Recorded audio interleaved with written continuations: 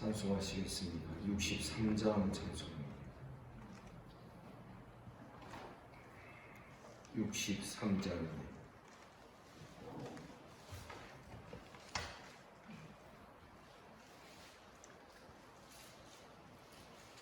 주가 세상을 다스리니 그 위엄이 넘쳐나고 그의 나라와 주의 영광 온 하늘에 가득하다.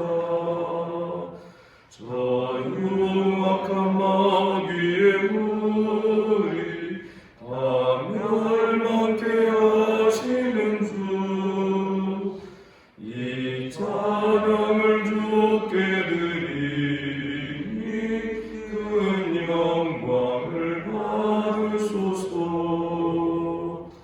주가 권능의 손으로서 이 세상을 창조하니 그의 놀라운 창조 솜씨 만 백성이 경탄하네.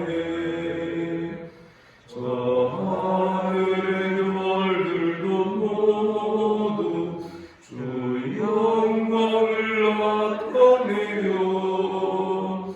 늘 돌보아주시는 주께 큰 영광을 돌립니다. 주가 세상의 피조물을 인간에게 다 맡기고 순종하라는 말씀으로 그 권위를 주셨도다. 온 땅 위에 주님의 위엄 늘 넘치며 가득하니 그 나라와 주님의 영광 온 천하에 찬란하다.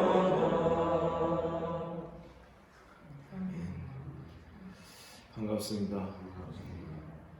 우리 주님께서 이 아침에 우리를 또 은혜의 자리에 불러주신 줄 믿습니다. 사도신경으로 신앙 고백 드립니다. 나는 전능하신 아버지 하나님 천지의 창조주를 믿습니다. 나는 그의 유일하신 아들 우리 주 예수 그리스도를 믿습니다. 그는 성령으로 잉태되어 동정녀 마리아에게서 나시고 본디오 빌라도에게 고난을 받아 십자가에 못 박혀 죽으시고 장사된 지 사흘 만에 죽은 자 가운데서 다시 살아나셨습니다. 하늘에 오르시어 전능하신 아버지 하나님 우편에 앉아 계시다가 거기로부터 살아있는 자와 죽은 자를 심판하러 오십니다. 나는 성령을 믿으며 거룩한 공교회와 성도의 교제와 죄를 용서받는 것과 몸의 부활과 영생을 믿습니다. 아멘. 하나님 말씀 이사야 45장 8절부터 17절까지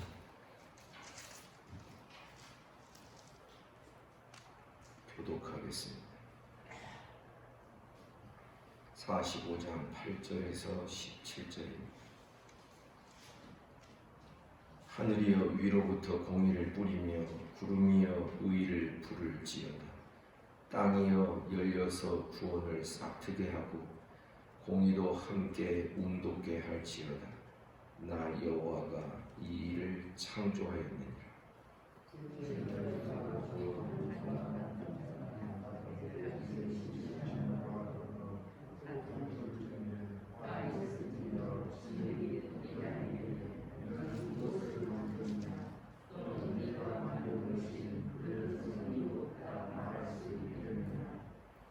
아버지에게는 무엇을 낳았소 하고 묻고 어머니에게는 무엇을 낳으려고 해산의 수고를 하였소 하고 묻는 자는 화 있을진저.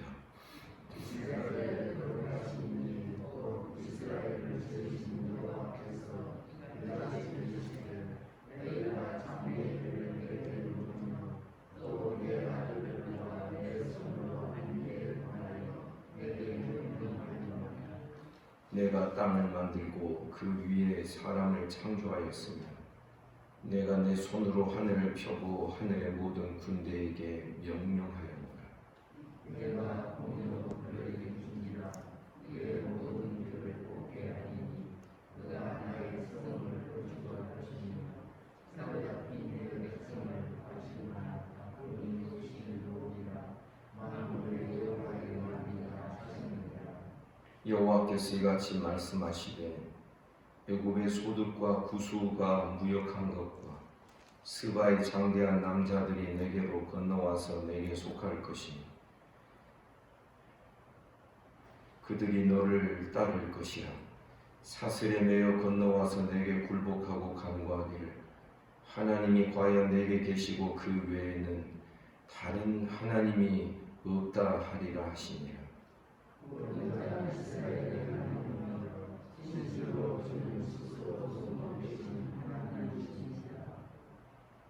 우상을 만드는 자는 부끄러움을 당하며 욕을 받아 다 함께 수욕 중에 들어갈 것이오되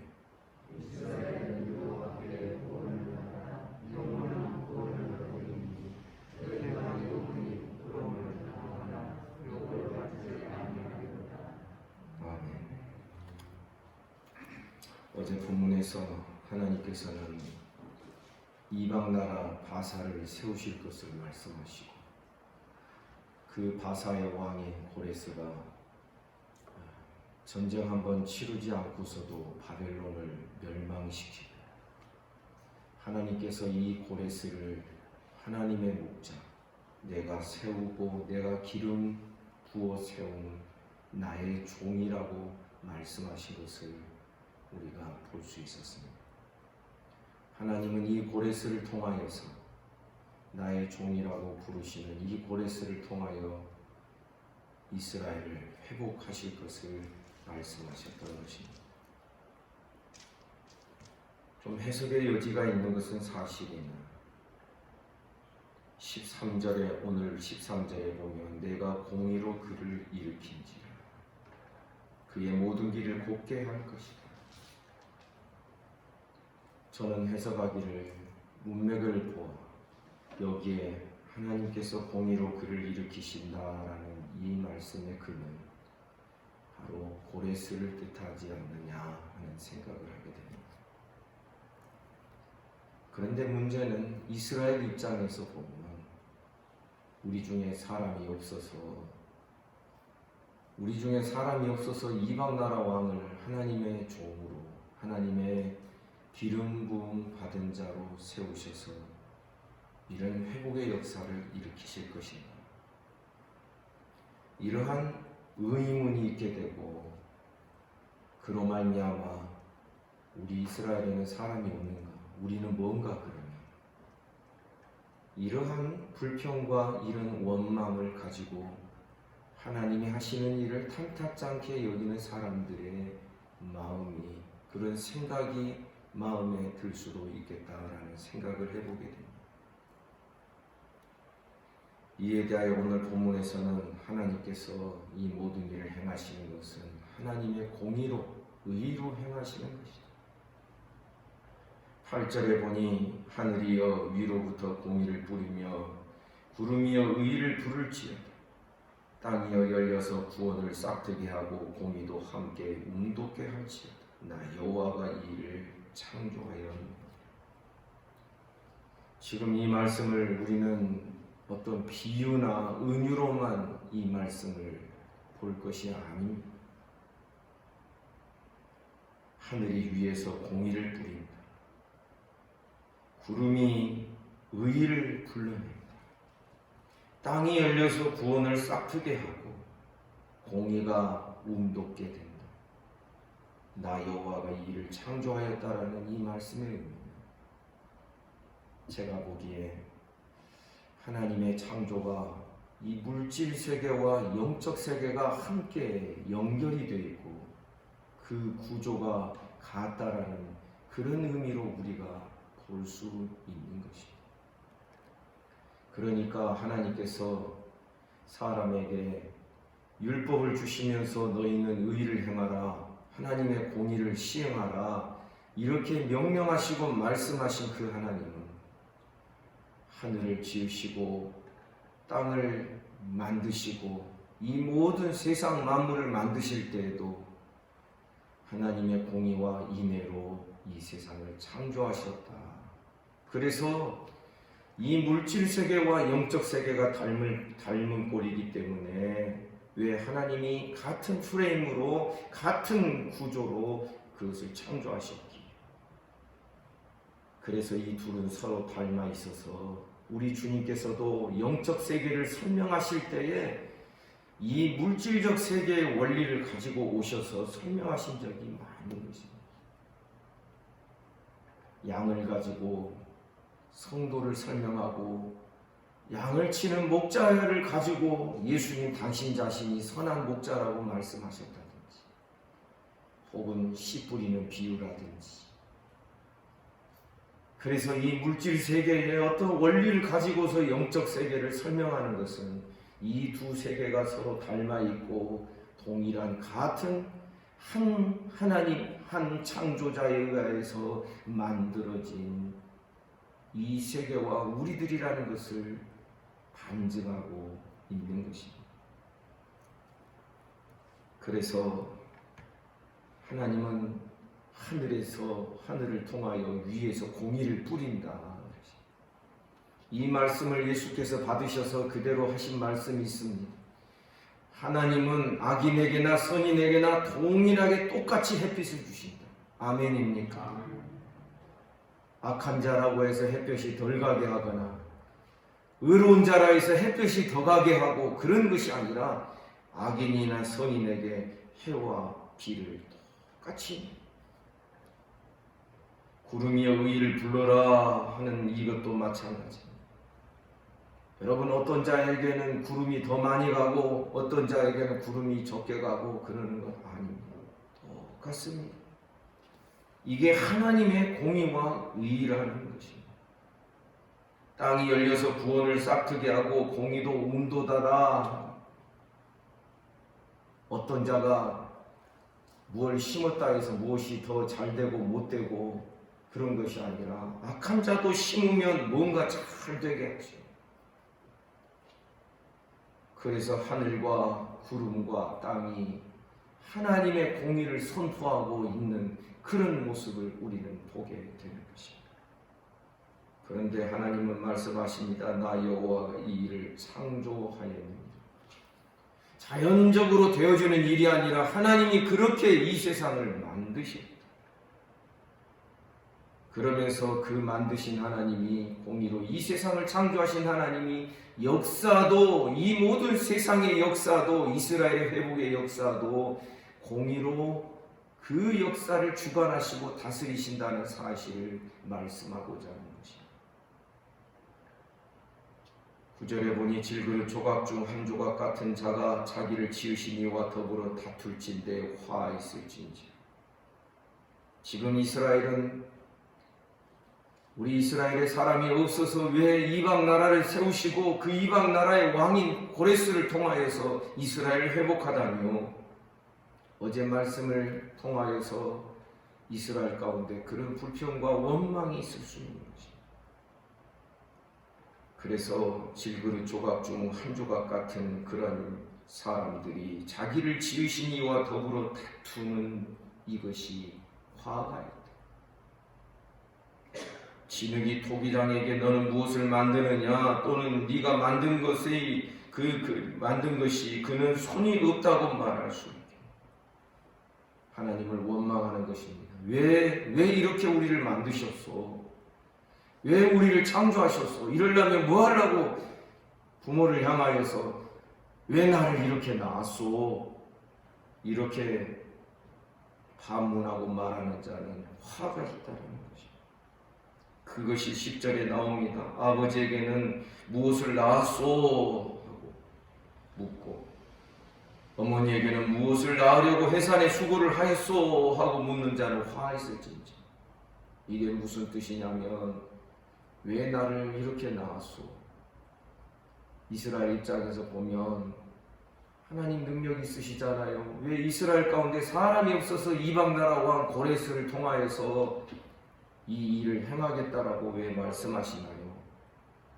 하나님을 향하여 원망하고 불평하는 이런 모습. 이것이 잘못된 질문이라는 사실을 하나님은 설명해내고 있는 것입니다.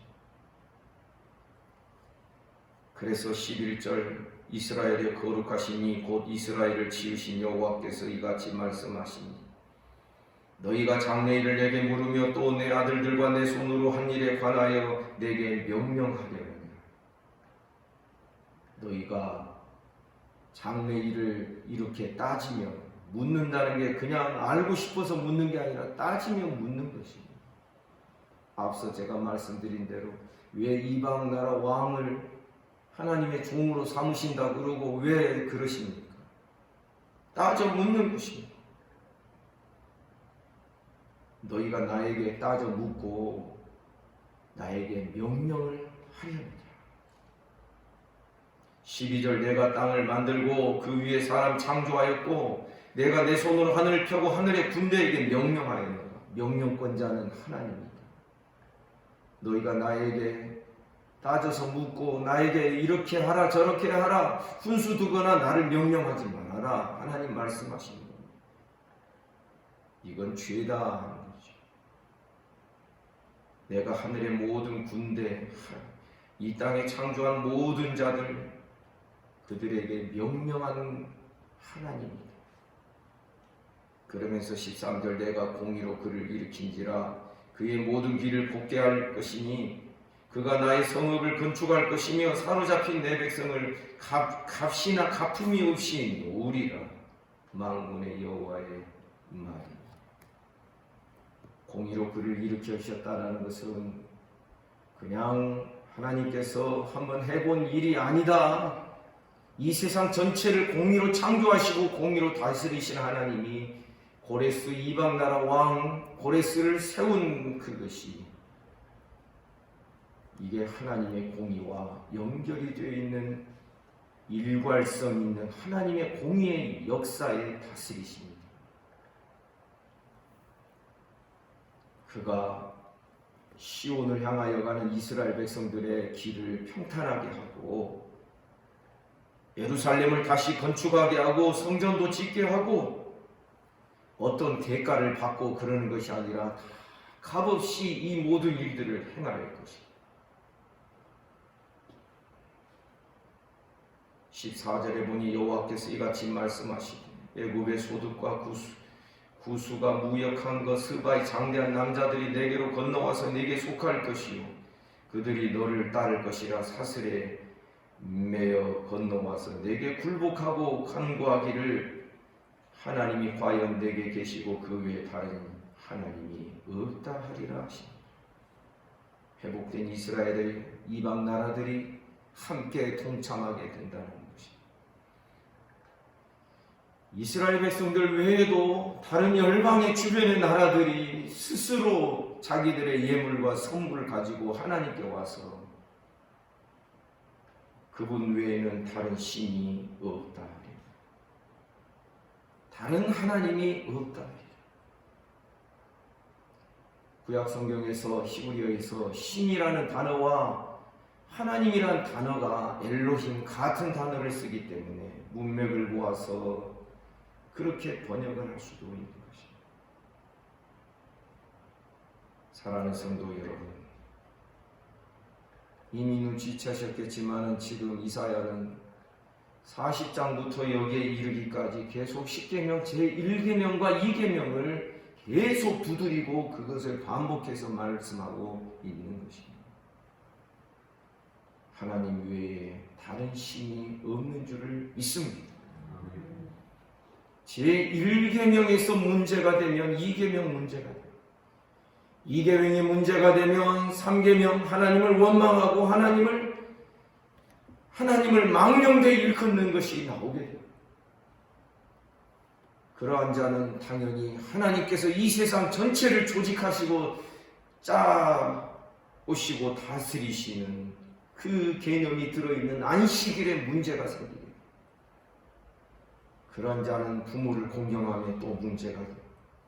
여러분, 모든 계명은 다 서로 깊이 연결이 되어 있다는 것을 우리가 기억해야 합니다. 저쪽 편에 가가지고 왜 이런 문제가 생기지? 왜 이스라엘이 멸망당했지? 유다가 왜 망했지? 저쪽에 가서 문제가 생기는 그 원인을 회복을 말씀하시는 시작점에서 계속 10계명, 제1계명과 2계명을 하나님은 계속 강조해서 반복해서 두드리고 계시는 것입니다.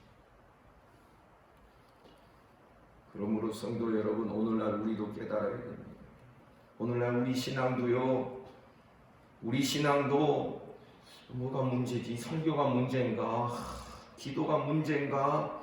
나의 신앙 믿음 생활 문제인가? 물론 이제 두리뭉실하게 여러 가지로 막 말할 수 있겠지요.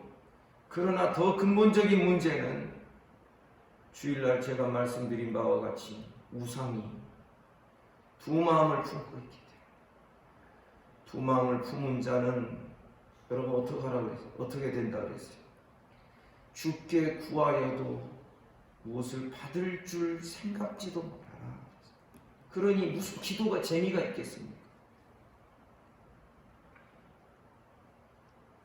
근본적으로 어떤 현상들이 나타나면 근본적으로 자기 속에 있는 문제점들을 말씀으로 비춰보며 말씀으로 그것을 간파할 수 있는 지혜가 있어야 됩니다. 지금 이사야 선지자를 통하여 하나님께서는 계속 이스라엘이 1계명, 2계명, 우상 숭배, 두 마음 이런 것이 문제라는 것을 반복해서 지금 말씀하고 있는 것입니다. 여러분, 우리가 근본이 괜찮은데, 근본은 하나님만을 잘 섬기는데 저쪽 편에 가서 문제가 생기는, 여러분 그렇게 착각하지 말라는 것입니다. 내 마음속에 우상이 있고 하나님은 계속 하나님과 우상을 비교하여 말씀하고 계시지 않습니까? 야, 우상이 손이 있으면 그 손으로 뭘 할 줄 아냐? 눈이 있으면 그 눈으로 볼 줄 아냐? 귀가 있으면 그 귀로 들을 줄 아냐? 그래서 우상 숭배하는 자는 그 우상을 닮아서 눈으로 보아도 알지 못하고 귀로 들어도 깨닫지 못하게 되는 것이다. 계속 그렇게 말씀하시면서 나는 여호와라. 누가 나를 다른 존재와 비교할 수 있겠다. 나 외에는 다른 신이 없느니라. 오늘 본문 14절 하반절에도 그 외에 다른 하나님이 없다 하리. 하나님 외에는 다른 신이 없다. 여러분, 이것을 늘 기도하면서 고백하고 다짐하고, 하나님, 내 안에 나도 모르게 도사리고 있는 물질 우상, 만몬 우상, 자식 우상, 그리고 편안하게 살고자 하는 우상, 여러분, 그 우상 때문에 사실은 주님의 부르심의 초청에 참여하지 못하는 이야기가 누가복음 14장에 기록되어 있습니다. 잔치를 배설하고, 큰 잔치를 배설하고 주인이 초청을 했습니다. 그러자 사람들 중에 거절하는 사람들이 나는 밭을 샀음에 나가보아야 되겠다. 초청을 거절합니다. 밭이 이 잔치 주님의 부르심보다도 더 중요하다는 뜻이죠. 나는 소 5겨리를 샀음에 소 10마리 샀다는 것이죠. 나는 시험에서 시험하러 나가봐야 되겠다. 이 소유가 문제인 것이죠. 나는 장가 들었으니 인간관계가 문제인 것이죠. 사람이 문제인 것이죠. 내 자녀, 내 아내, 내 가정의 소중함, 그것 때문에 하나님의 부르심과 초청을 거절하게 됩니다. 이 부분에 대하여 초청의 순서 여러 가지 할 말이 많습니다. 나중에 기회 있을 때 말씀드리기로 하고요. 결국 옛날 구약교회나 오늘날 신약교회나 앞으로 주님 오실 때까지 항상 문제가 되는 것은 성도들의 마음속에 이중 두 주인을 섬기고 두 마음을 품고 있으면서 스위칭하는 거죠. 어떤 일이 있고 무엇이 있을 때에는 하나님 맞죠. 그러다가 좀 불편하고 그러면 또 애굽을 돌아보게 돼요. 애굽을 그리워하게 돼요. 여러분, 그 외에 다른 문제가 없다라고 저는 생각을 합니다. 우리가 천막교회에서 천막을 치고 예배를 드려도요, 이 분명한 믿음과 이런 결단과 이 속에서 우리가 하나님만을 나의 하나님으로 제대로 섬기게 되면 기쁘고 즐거웁니다. 신앙생활하면서 왜 그렇게 불편한 것이 많은지, 왜 그렇게 찡찡한지, 왜 그렇게 죄를 지으면서 그것이 죄인 줄을 모르는 거지. 말이 함부로 나오고 그런 현상들. 15절에 보면 구원자 이스라엘의 하나님이여 진실로 주는 스스로 숨어 계시는 하나님이시. 숨어 계신다라고 하는 것은 하나님께서 드러내게 하지 아니하신다는 뜻이지, 하나님은 자기를 감추고 숨어 있는 분이란 그런 뜻이 아닌 거지.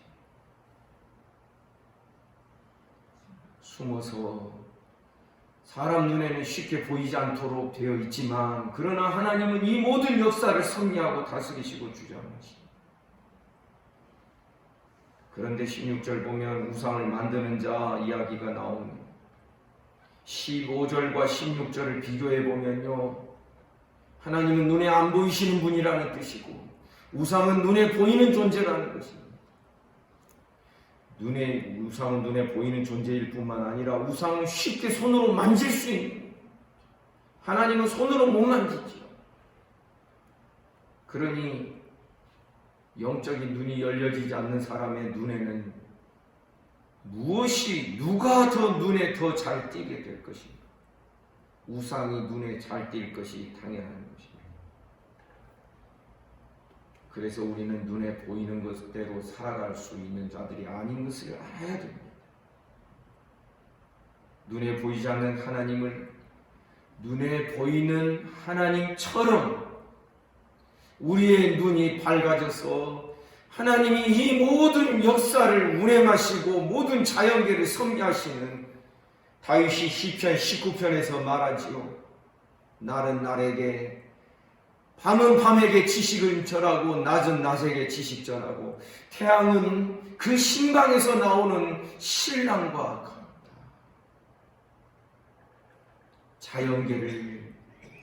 자연계 속에서 하나님의 역사심과 하나님의 일하심을 쭉 바라볼 수 있는 눈이, 안목이 열려야 되고, 그리고서 그 시편 19편에서 그 다음 하는 말이 여호와의 율법은 완전하여 하면서 하나님의 말씀의 능력과 위력을 말씀하고 있는 것입니다.